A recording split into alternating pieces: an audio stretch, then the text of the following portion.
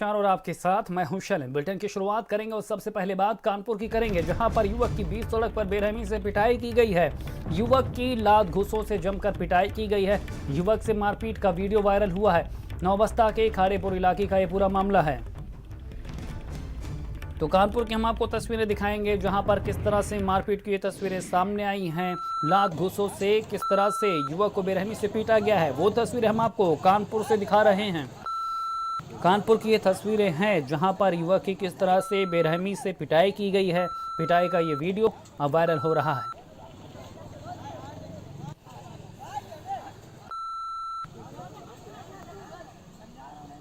कानपुर की ये तस्वीरें हम आपको दिखा रहे हैं।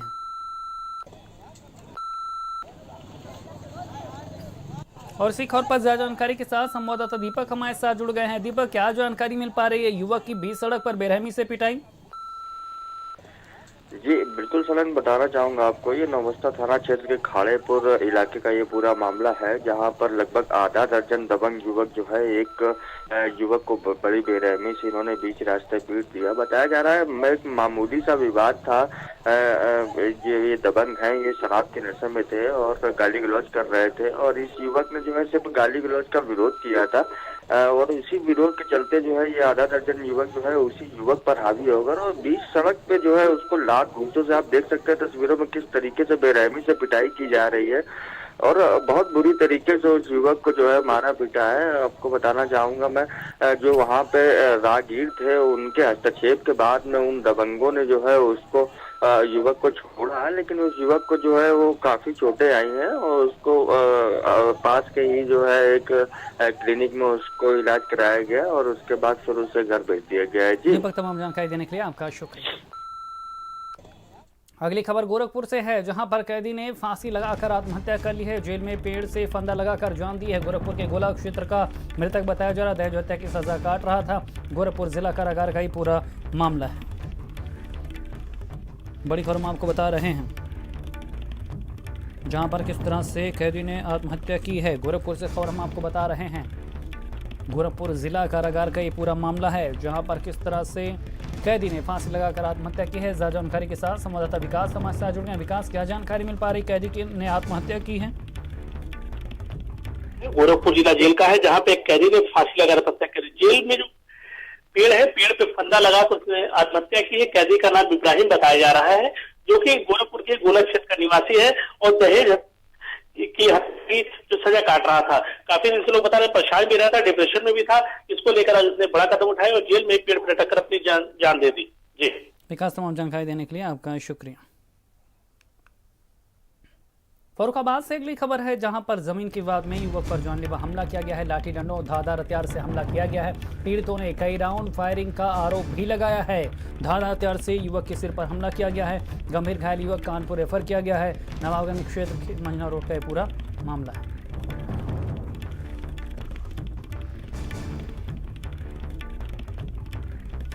हरदोई से अगली खबर है, जहां पर युवक की हत्या से सनसनी फैल गई है।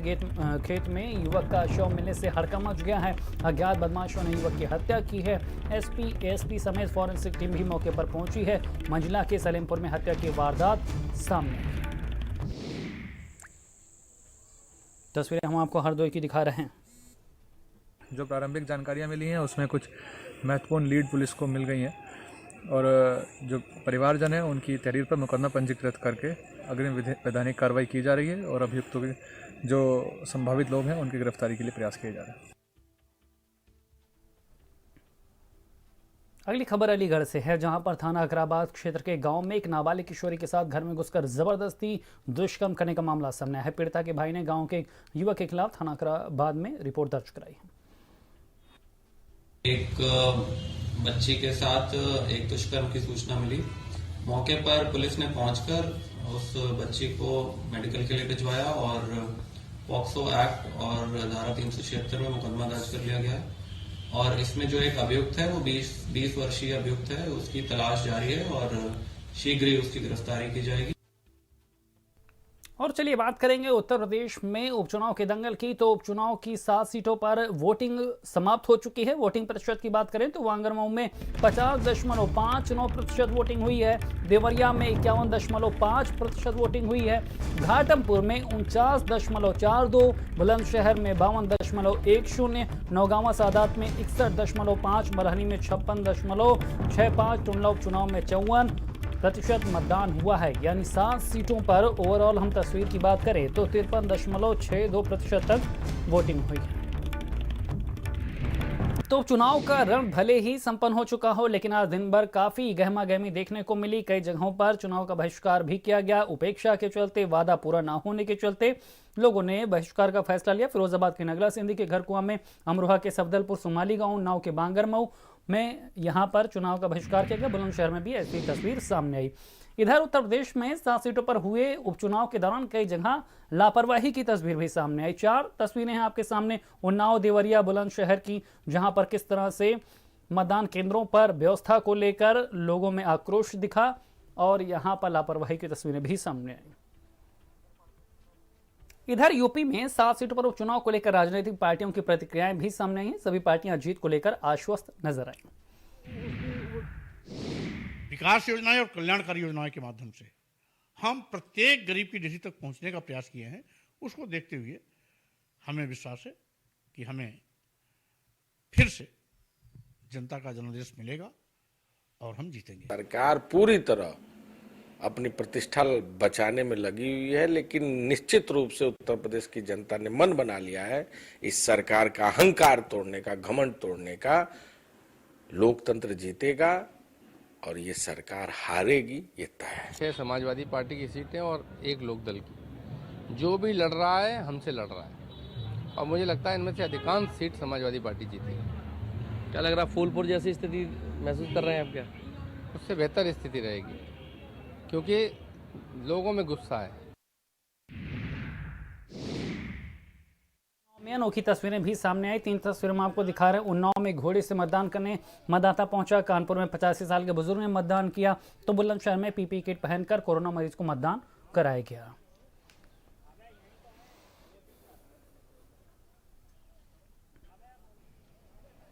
इधर उपचुनाव में प्रदेश में कई जगहों पर ईवीएम मशीनें भी खराब हो गई। विपक्ष ने कहा कि ईवीएम में सेटिंग की गई तो प्रशासन भी दावे करते नजर आए। रिपोर्ट देखिए।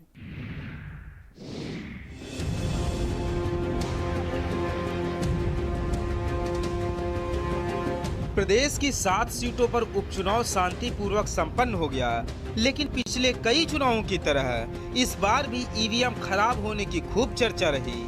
कई जगहों से ईवीएम खराब होने की खबरें आई हैं। चुनाव आयोग की तरफ से तैनात किए गए एक्सपर्ट भी तकनीकी खामियों को दूर करने का दावा करते रहे, तो वहीं दूसरी तरफ विपक्ष ने फिर से ईवीएम में सेटिंग का आरोप लगाकर सनसनी फैला दी। देवरिया में उपचुनाव का दंगल चल ही रहा था, लेकिन इसी बीच खबर आई कि ईवीएम खराब हो गई। सदर विधानसभा सीट की कई ईवीएम मशीनें अचानक खराब होने से खलबली मच गई। सपा प्रत्याशी पूर्व मंत्री ब्रह्माशंकर त्रिपाठी ने कहा कि ईवीएम मशीनों को सही कराने में जिला प्रशासन ने काफी समय लगा दिया। सरकार के दबाव में जिला प्रशासन काम कर रहा था। समाजवादी पार्टी के वोटर ज़्यादा हैं, वहीं ईवीएम मशीन खराब हो रही है और उसको तत्काल हम लोग सूचना दे रहे हैं, लेकिन घंटों लग जा रहा है उसको सुधार करने में। और ऐसा लगता है कि ये जिला प्रशासन शासन के दबाव में काम कर रहा है। कानपुर की घाटमपुर सीट पर अचानक ईवीएम मशीनें खराब होने लगी।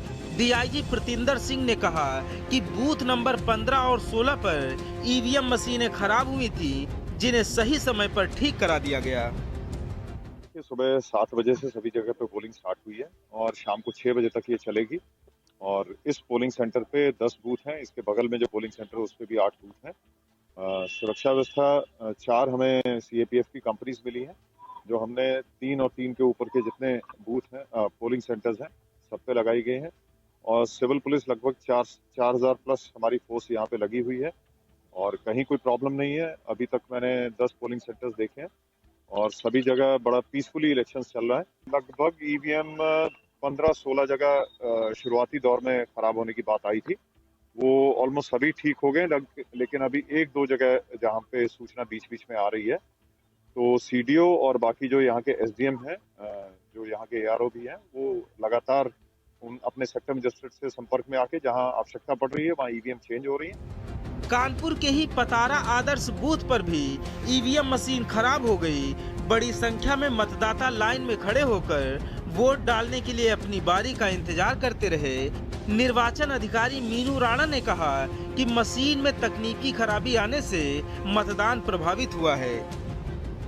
कुछ टेक्निकल दिक्कत आ रही है, मास्टर ट्रेनर यहाँ पर हैं, वो मशीनों को देख रहे हैं और अगर कोई और समस्या आएगी तो इंजीनियर आएंगे और अगर फिर भी नहीं समस्या हल हो पाती है तो ईवीएम को रिप्लेस कर दिया जाएगा।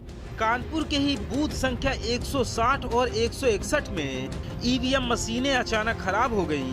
161 बूथ संख्या पर ईवीएम को बदला गया, जबकि 160 बूथ संख्या पर ईवीएम को इंजीनियर ने ठीक कर दिया।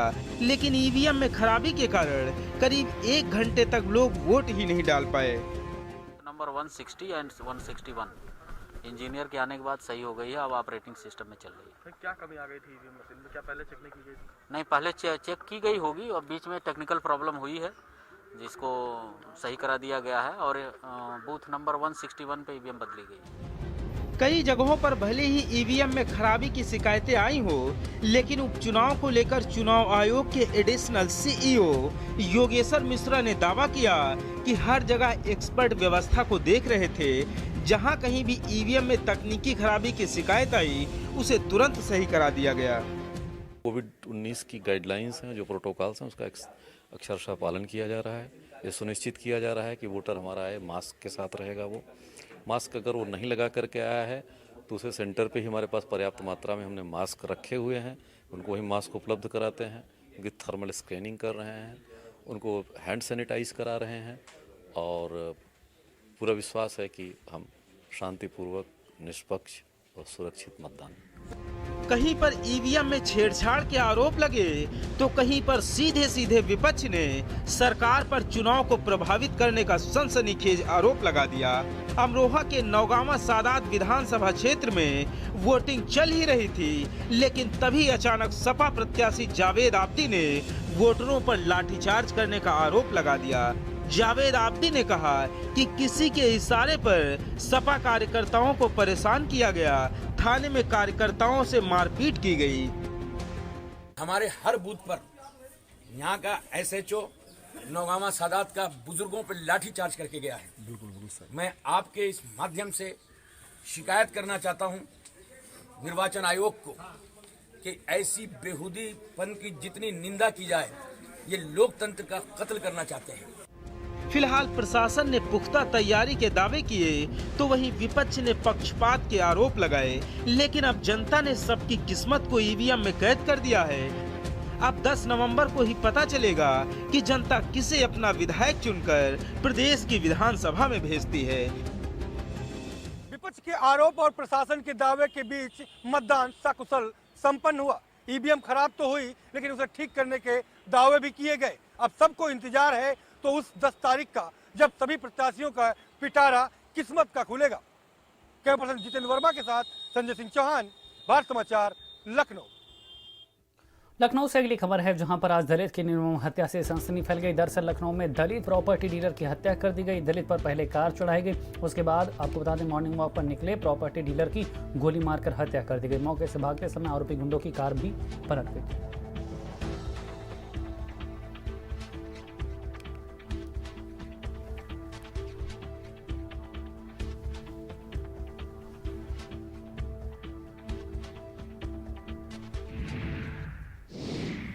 उसको गाड़ी से पहले टक्कर किया है और उस पर फायरिंग ही की है, तो उसको पैर में और सर में चोट के निशान हैं।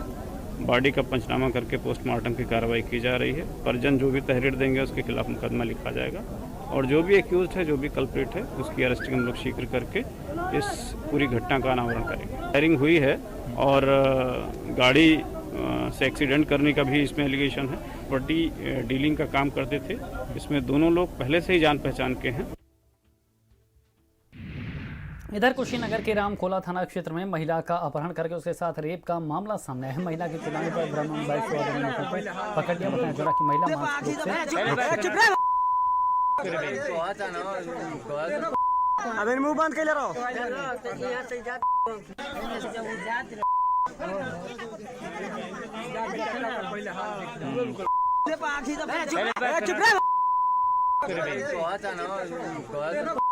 अबे मुंह बंद कर ले रहा इधर हमीरपुर जिले के गांव में ताबड़तोड़ गोलियों की बौछार से दहशत फैल गई। पुरानी रंजिश के चलते दिन दहाड़े 3 हमलावरों ने पूर्व प्रधान और उसके बेटे को गोलियों से भूनकर मौत की घाट उतार दिया, जबकि प्रधान का दूसरा बेटा धीरेन और एक ग्रामीण गोलियां लगने से घायल।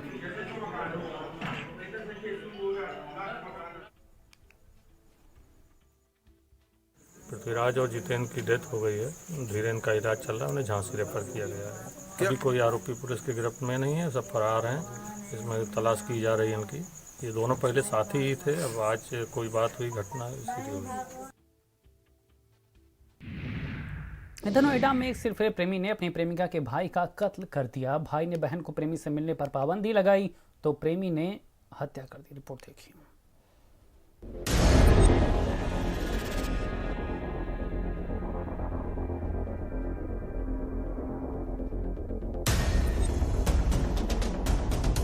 नोएडा में एक सिरफिरे प्रेमी ने अपनी प्रेमिका के भाई को इस वजह से मार डाला क्योंकि उसका भाई अपनी बहन को बाहर जाने के लिए मना करता था।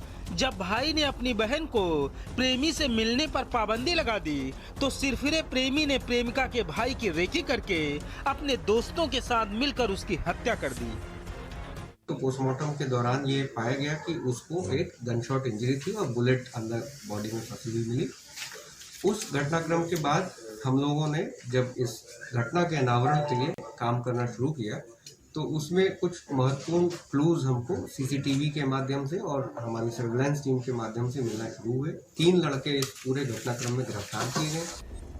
मामला नोएडा के इस्कान मंदिर के पास का है, जहां पर 28 अक्टूबर को पुलिस को एक लड़के की लाश मिली थी। जब जांच पड़ताल हुई तो ऐसा चौंकाने वाला खुलासा हुआ जिसे जानकर पुलिस के भी होश उड़ गए।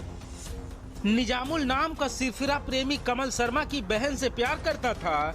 कमल शर्मा ने अपनी बहन को निजामुल से मिलने से मना किया तो निजामुल ने हत्या का प्लान बना डाला। 27 अक्टूबर को रेकी की और अगले दिन 28 अक्टूबर को 2 दोस्तों अमित और सुमित की मदद से गोली मारकर कमल शर्मा की हत्या कर दी। जो मृतक है उसकी जो छोटी बहन है उससे इस जो निजामुल है इसका अफेयर था इस लड़के का, और ये पिछले काफी सालों से था। उसके द्वारा क्योंकि इस रिलेशनशिप का विरोध किया जाता था, जिसके चलते प्रथम दृष्टया ये चीज जो पूछताछ में सामने आई है कि इसको रास्ते से हटाने के इरादे से इसने ये प्लान किया जिसमें उसके 2 और साथी शामिल थे। आरोपी निजामुल ने अपने दोस्तों को सोशल मीडिया पर वीडियो अपलोड करके पैसे कमाने का लालच दिया था। निजामुल के फैलाए जाल में उसके दोनों दोस्त बुरी तरह से फंस गए, लेकिन अब जिंदगी उनकी भी जेल में बीतेगी। नोएडा से भारत समाचार के लिए दानिश अजीज की रिपोर्ट। इधर जालौन से खबर है, जहां पर कांग्रेस जिला अध्यक्ष अनुज मिश्रा का एक ऑडियो वायरल हो रहा। मारपीट करने वाली युवती से बार बार माफी मांगने की बात कह रहे। अपनी गलती के लिए कांग्रेस जिला अध्यक्ष अनुज मिश्रा माफी मांग रहे हैं। पीड़ित युवती कांग्रेस जिला अध्यक्ष को माफ नहीं करने की बात कह रही है। बहुत ज्यादा परेशान है। तो क्या करें हम? अब बहुत ज्यादा परेशान है। दिन भर दुकान पर डले रहे, अकेले कुछ नहीं खाया हमने। हाँ तो हम क्या बेटा करें? माफ कर दो बेटा हमें। अरे बेटा हमारी लास्ट इज्जत का ख्याल है, रखो बेटा। अरे अब जिंदगी में गलती नहीं करूंगा। अरे बेटा लास्ट इज्जत नहीं, ये तो नहीं हो पाएगा, ये तो नहीं हो पाएगा। बहुत ज्यादा परेशान है। तो क्या करें हम? अब बहुत ज्यादा परेशान है। दिन भर दुकान पर डले रहे, अकेले कुछ नहीं खाया हमने। हाँ तो हम क्या बेटा करें? माफ कर दो बेटा हमें। अरे बेटा हमारी लास्ट इज्जत का ख्याल है, रखो बेटा। अरे अब जिंदगी में गलती नहीं करूंगा। अरे बेटा लास्ट इज्जत नहीं, ये तो नहीं हो रखो। पाएगा, ये तो नहीं हो पाएगा। इधर जालौन में कांग्रेस जिला अध्यक्ष द्वारा छेड़खानी करने पर लाइव पिटाई का वीडियो वायरल होने के बाद कांग्रेस जिला अध्यक्ष अनुज मिश्रा को गंभीर धाराओं में पुलिस ने गिरफ्तार करके जेल भेज दिया था। कांग्रेस जिला अध्यक्ष अनुज मिश्रा की सीजेएम कोटुरई से जमानत याचिका फिलहाल मंजूर हो गई।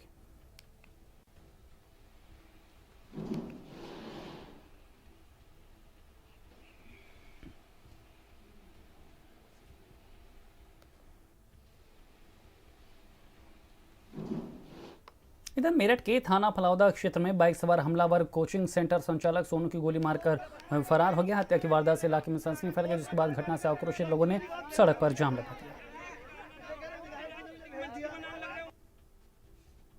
स्कूटी सवार अज्ञात युवकों द्वारा जो है पीछे से फायर किया गया, जिसमें इसकी सोनू की मृत्यु हो गई है। मौके पर सभी अधिकारीगण अभी जो है पहुंच गए हैं और वहां तहकीकात चल रही है कि हत्या का कारण क्या है। जो है अभी पीड़ित पक्ष से कोई तहरीर प्राप्त नहीं हुई। जो है जैसा तहरीर प्राप्त होगी उसके अनुसार जो है कार्रवाई होगी और मौके पर सभी अधिकारी जांच कर रहे हैं। इधर मेरठ के नौचंदी थाना इलाके से सोमवार को घर से अपहृत ट्रांसपोर्टर के बेटे आरिफ को पुलिस ने दिल्ली से मात्र 18 घंटे में सकुशल बरामद कर लिया। उसके पास से करीब 9.5 लाख रुपए की नकदी बरामद की। पुलिस ने खुलासा करते हुए बताया कि ट्रांसपोर्टर का बेटा अपनी सौतेली मां की प्रताड़ना और पिता की उपेक्षा से नाराज था।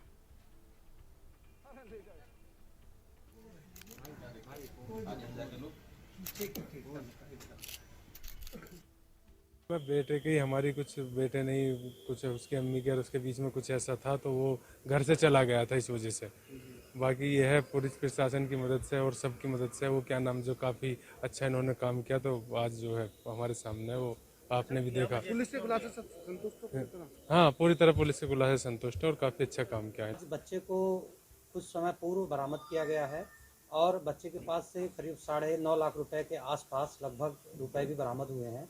पूरा मामला ये निकलकर सामने आया कि ये लड़का जो है इसकी मदर स्टेप मदर है और घर से थोड़ा परेशान था। उसके बाद ये स्वयं ही पूरा कांड इसने रचा था और परेशान होकर इसने अपनी बहन के कागज़ पर ये चीज़ लिखी थी और मोबाइल फ़ोन पे मैसेज भी इसने अपने फ़ोन से किया था। बुलंदशहर से खबर है, जहां पर जातीय खूनी संघर्ष आज देखने को मिला। दो पक्षों में जमकर खूनी संघर्ष हुआ है। दोनों पक्षों में जमकर पथराव और मारपीट भी हुई। एक पक्ष लड़की से छेड़छाड़ का आरोप लगा रहा था। खानपुर थाना क्षेत्र में ये खूनी संघर्ष देखने को मिला है। तो बुलंदशहर की तस्वीरें हम आपको दिखा रहे हैं, जहां पर किस तरह से खूनी संघर्ष की तस्वीरें देखने को मिली।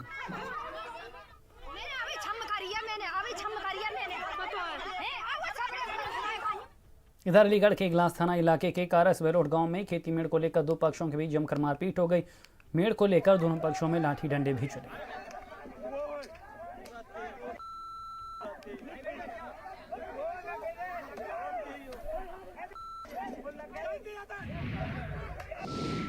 इधर एटा में महिलाओं में मामूली बात पर विवाद हो गया। एक महिला को आंटी कहने पर महिला भड़क गई। करवा चौथ की खरीदारी के दौरान दोनों के बीच जमकर मारपीट हुई।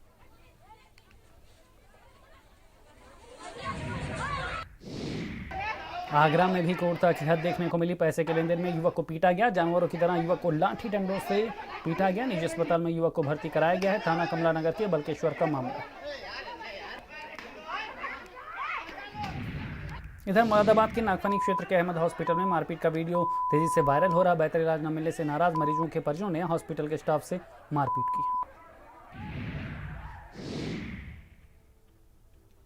मुजफ्फरनगर की तस्वीर हम आपको दिखा रहे हैं, जहां पर किस तरह से बुजुर्ग दंपति की पिटाई की गई है। नई मंडी थाना क्षेत्र के अलमासपुर गांव में बैकअप दबंगों ने बुजुर्ग दंपति की पिटाई की है।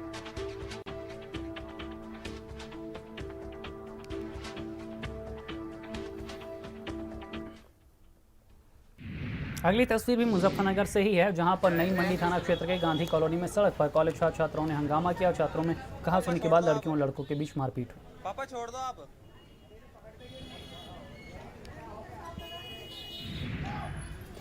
महोबा की तस्वीर हम आपको दिखाएंगे, जहां पर शहर कोतवाली क्षेत्र के लवकुश नगर चौराहे के समीप सड़क निर्माण कार्य के दौरान रोलर चालक की गुंडाई सामने आई। आरती कंस्ट्रक्शन कंपनी के रोलर चालक ने ट्रक के ड्राइवर को दिन दहाड़े ट्रक में घुसकर लात घूसों से पिटाई कर दी।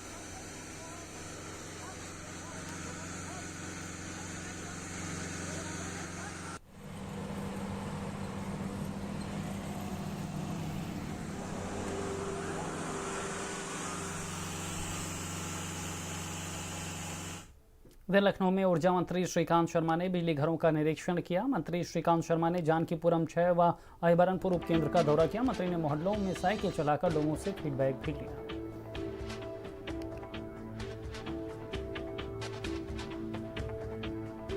90,000 करोड़ का घाटा है कॉरपोरेशन को। ये घाटा कम होगा तो गरीब के घर में सस्ती बिजली देने का सरकार का लक्ष्य है। तो इसीलिए मैं भी अपने इंजीनियरों के साथ में घर घर जा रहा हूँ, डोर नॉक कर रहा हूँ और जो बकायेदार हैं उनको रिक्वेस्ट कर रहा हूँ कि आप अपने हिस्से का बिल है वो समय पर जमा कर दें, जिससे हम गरीब लोगों के घरों में सस्ती बिजली हम लोग पहुँचाने में सफल हों। इधर मथुरा के मंदिर में नमाज पढ़ने वाला आरोपी कोरोना पॉजिटिव निकला है। कोर्ट ने आरोपी को 14 दिन की न्यायिक हिरासत में भेजा है। आरोपी के कोरोना पॉजिटिव निकलने के बाद अस्पताल में भर्ती करवाया गया है, लेकिन जब से आरोपी के कोरोना पॉजिटिव होने की खबर आई है, मंदिर के संतों में काफी गुस्सा है।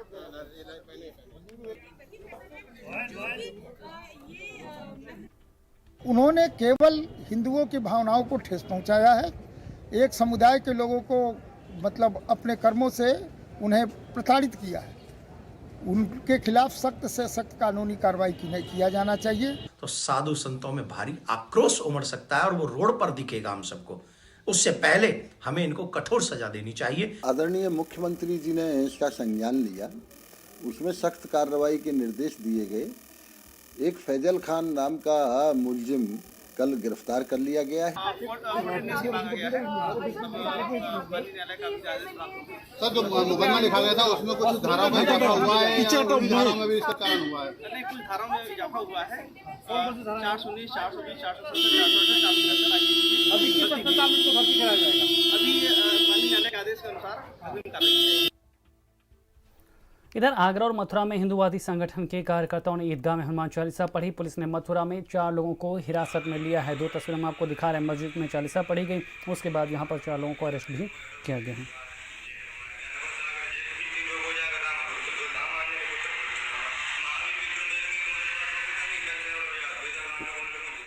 इधर कौशाम्बी में सैनी कोतवाली क्षेत्र के फतेहपुर कौशाम्बी बॉर्डर स्थित नेशनल हाईवे 2 के कनवार के पास तेज रफ्तार बेकाबू ट्रक ने साइकिल सवार सहित गुमटी मालिक व एक अन्य को रौंद दिया। मौके पर ही तीनों की मौत हो गई। अपने दुकान पे खड़े थे और ट्रक वाला तेजी से आया और मोड़ नहीं पाया और लेके नीचे घुस गया। ये लोग तीनों दुकान पे खड़े थे, ये ट्रक वाला आके सीधा घुस गया, तीनों को चपटा दिया, तीनों लोग मर गए। एम्बुलेंस द्वारा 3 पेशेंट लेके लाए गए थे, जो कि सैनी थाना के अंतर्गत आता है कनवार, और वहाँ से लाया गया था, जिनको यहाँ पे मृत घोषित कर दिया गया। उसके बाद इनको पोस्टमार्टम के लिए भेज दिया गया। लखनऊ से खबर है, जहां पर जिला प्रशासन एनडीए का अभियान लगातार जारी है। ध्वस्तीकरण अभियान का दूसरा दिन था। सरकारी जमीनों से अवैध कब्जे हटाए गए हैं। कल 32 करोड़ 30 लाख करोड़ कीमत की जमीन मुक्त कराई गई थी। आज 7 निर्माणों को संयुक्त टीमें गिराती नजर आई।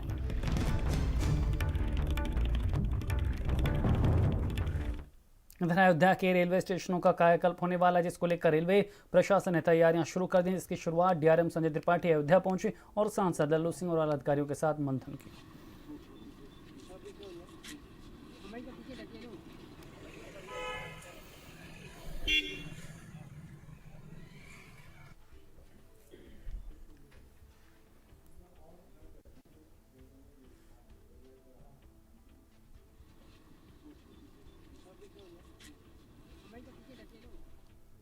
तो भारत समाचार पर खबरों का सिलसिला लगातार जारी है, लेकिन फिलहाल इस बुलेटिन में इतना ही। नमस्कार।